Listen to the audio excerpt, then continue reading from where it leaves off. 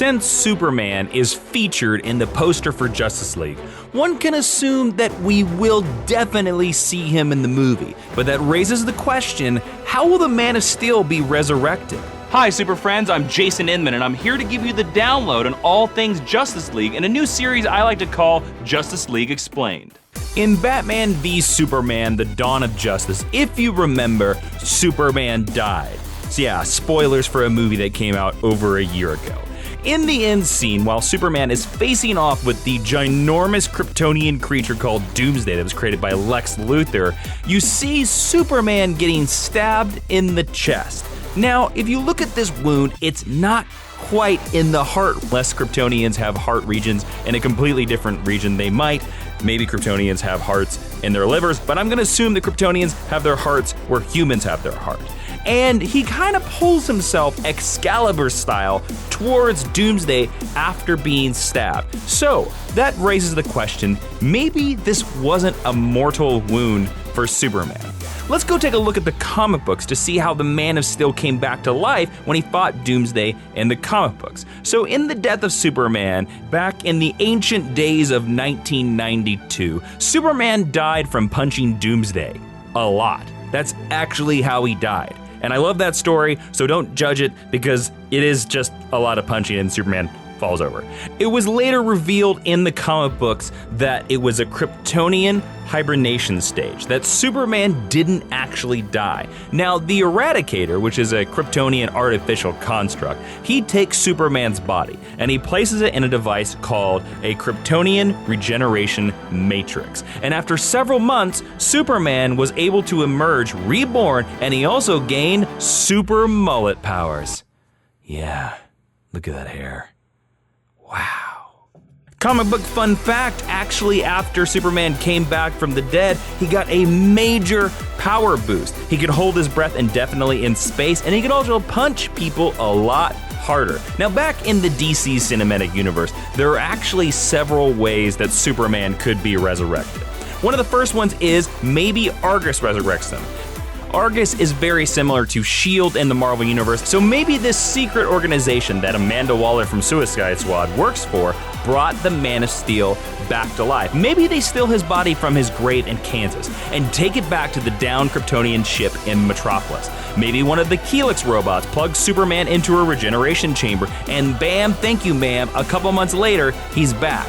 Another candidate that could take Superman's body back to the Kryptonian ship and heal him is Batman. Maybe the Bat spent months studying the Kryptonian ship, and he figures out that Superman can be healed this exact same way, and he's been waiting 6 months for his Superman cake to be done. This would also explain why Batman thinks the apocalypse threat is so huge and why he needs to gather this team, which is something that wasn't really covered that much in Batman v Superman, except for general hints. Maybe a Kryptonian hologram told Batman while he was healing Superman about a giant threat called Darkseid.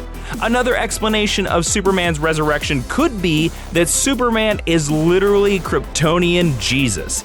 In Man of Steel, remember that movie? We learn that Superman's DNA holds the codex of his entire race, so he's actually a very unique Kryptonian compared to Zod and all the other hundreds of Kryptonians that are sort of dancing around the Phantom Zone right now.